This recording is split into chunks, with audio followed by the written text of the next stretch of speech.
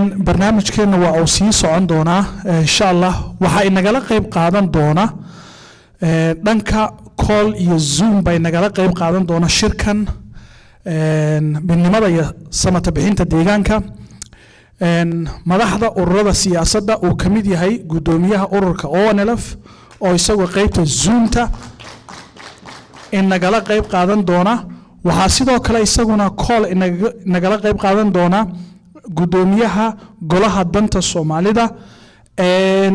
sidoo kalena waxa marti ku ah barnaamijkeenan wasiiradii hore ee haweenka iyo caruurta ee dalka Ethiopia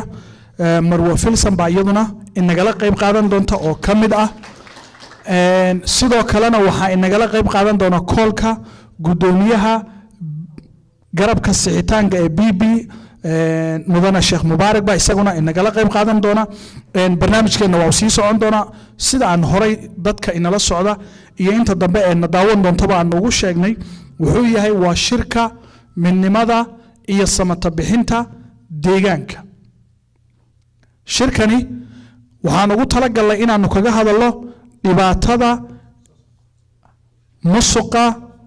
abaaraha deegaanka ka jira hal baan xasuusinaya oo la wada iloobay maanta saad ka warqabtaan ururka BB ee dalka Ethiopia waxa la soo gabagabeeyay shirkiisii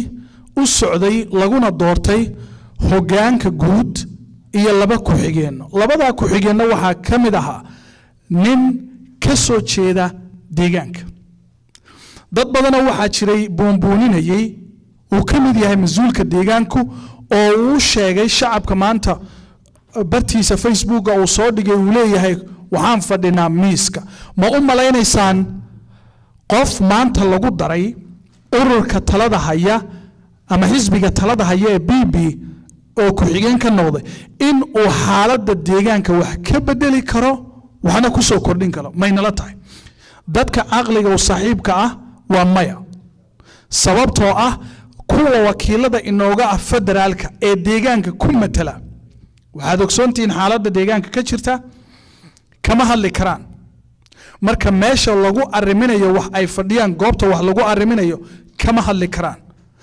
dhibaatada iyo xasuuqa deegaankeena ka socda ee galbeedka city ka socda ma u maleynaysaan mas'uulka maanta la doortay inuu kelmad ka dhihi karo ma u maleynaysaan yaan shacabka been loo sheegin miis baan fadhiisanay iyo meesha talada laga go'aamiyaan fadhiisanay deegaanka steel wali muusan helin matalaad dhab ah rag matala oo damiir leh deegaanku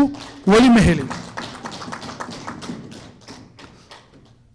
waxba yaan maanta nalagu wareerinin shakhsi baa halkaa fuulay maanta iyo beri iyo wixii ka dambeeya waxaan u baahannahay ragga federaalka ku matalaya deegaanka inay yihiin rag ay ka go'an tahay xuduudaha ka hadli kara deegaanka dhibaatada deegaanka ku soo wajahda ka hadli kara waxaad ogsoontiin hadda ka hor in waqtigii galbeedka city dhibaatadu ka taagnayd gabadh xildhibaanada anfar ah oo xijaaban intay baarlamaanka Ethiopia ka dhaxadashay sheegtay cidda soo weerartay hatta ciidamada liyu laguma tilmaamin argagixisa in lagu tilmaamay ciidankii deegaanku iska lahaa yaa fadhiyay goobtaas dadkii ku matalaya deegaanka ragga ku matalaya maanta inoo boonbooninayo goobta gabadhaas oo ay ka hadashay ee anfarta u hadlaysay ay ka hadashay waa ay fadhiyeen hal Soomaali kamuusan hadlin hal Soomaaliya ama shakhsi Soomaaliya intuu istaagay dhibaatada galbeedka city ka socota kamuun hadlin mas'uulka deegaankana warkiisa daa marka deegaanku gabi ahaanba wuxuu u baahan yahay isbedel iyo dad damiir leh oo danaha shacabka ka turjumi kara intaasaan ku daraya insha Allah barnaamijkuna way noo sii socon doonaa markana waxaan u yeeri doonaa mudane Cabdinaasir Xusni Ahmed oo ah wakiilka arrimaha Gani ma wuxuu ku magac dheer yahay Gani waa wakiilka arrimaha siyaasadda Soomaaliya oo qaabilsan ururka ONLF ku soo dhaw fadlan شكرا السلام عليكم ورحمة الله وبركاته مقعان وصحيا مركو هوري وعبد الناصر حرسي أحمد حسني ماها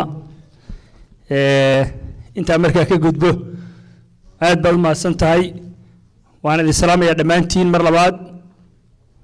qof walba meeqaankiisa iyo martabadiisaan ku salaamaya bacda salaan arrimaha Soomaaliya oo wakiil u ahay wax badan baa ka hadlay ama shirar Soomaaliyeed maanta waxaan ka hadlayaa deegaankeenii iyo Ethiopia iyo Colonel Abiy taadaaqiga jooga jigjiga aanu lama hadlahayo rag badan baana ka hadlay wixii dhaliil ahaa ee uu leeyahay waa la tilmaamay maamul ma haysano waan ku celinaynaa Somali state matalaad ma laha maamul ma leh ilma yar oo islaanta sirdoonka ee Ethiopia ay soo magacawday iyo kaara ku keentay 4 sano ka hor kii hore ee sharca kana waa lagu laayahay naaristiis waa lugay kii hore waa ilay kii hore yaa farda lagu carar noqon haya oo haduuna dagaal ku jirin aan isleeyahay maanta oo kale xitaa uu dhaami lahaa abaarta iyo dhibaatada iyo musuqa iyo maamul xumada على كل حال دولة إثيوبيا هي administration هذا الشيء باربعين الله وسببه أكيد هراء يجمعات كي يكمبا وهكذا ربعين الصومالي الله ما دام إن سجون من نمو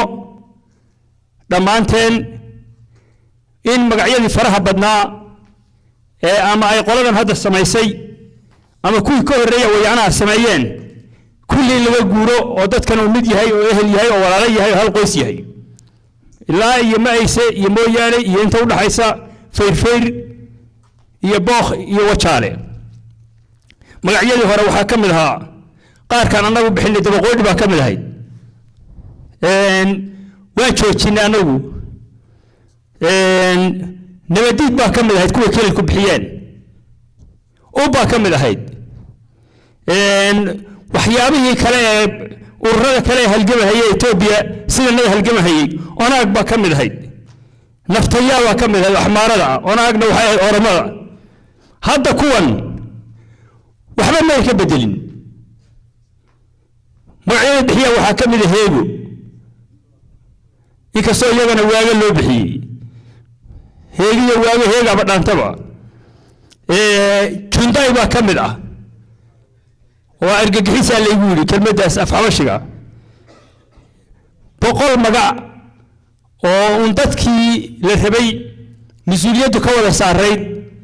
وما أنت لك على قاعده وما من مجا الله بحنايا مسؤولية معها سلاسي هو جامين معها هو جامين توصفين بيناد هاي قيبنا والله برتا قيبنا بالعالم كولا شان إثيوبيا هجامين صحة ما ينيلني تاريخ ذا أنت الله يوم وحلوت ما بكرا وحب قرطيين كلهم شيء هي أما كل شيوعية دسي مجلسوا كله أما الديمقراطية بينات كي كل ويانها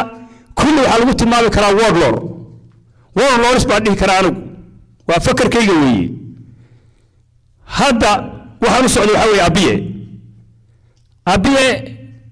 من سركال ميليتري أبوها وأقولت ميليتري له سبيل كله سو شقيي سردون لا شقيي يعني قف حقوقه لوه ودباتي حقوقه لوه وقبجوغه يوها وحال الربيع يسبدل لي مادو يسبدل لي ماده هي كعدونكي يكو يمدي دغالكي ديرا تي بي الف اي بي ار اف يا اي قلن شعوبة إثيوبيا يكو يمد اوكي maxaa kolka uu ka bartay nothing changes wax isbedel ma jiro wax uu ka bartay ma jiro bartiin buu ka bilaabay bilad buu ku qaatay nabadgelyada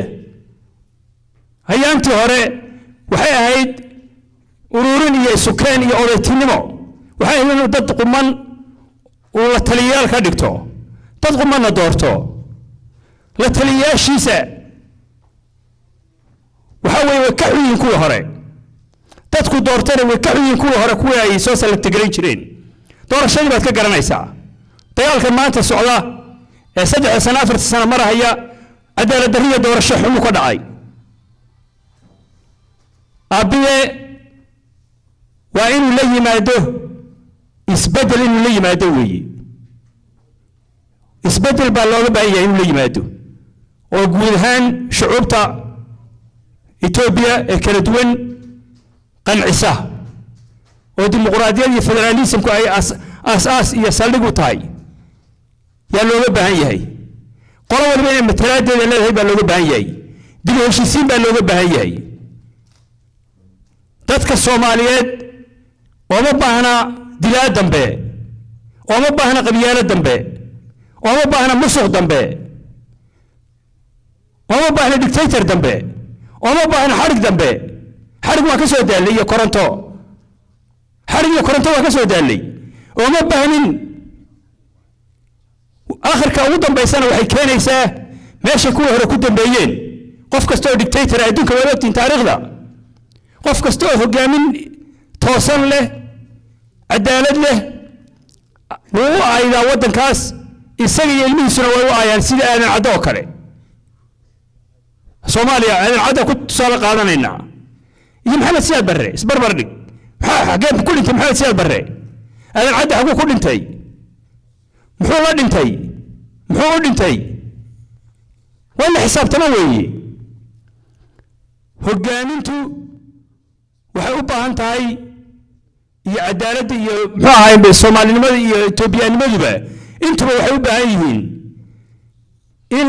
wadadeeda in la qaado waday leedahay haddii wadada la garamaro lama gaarahayo xoolo meesha u foofeen adan u raadinin ciribta ku raad qaadeen cidina waa ku raad qaadin meesha u kaceen meesha ka yimaadeen raad qaaday xageed ka soo heli ma soo helaysid sida ugu dhaqsaha badan waa inuu dib u heshiisiin iyo dimuqraadiyad iyo dadka matala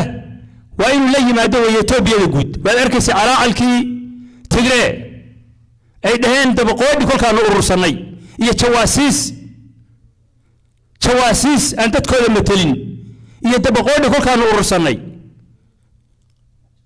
xukun iyo xoolo raadis ah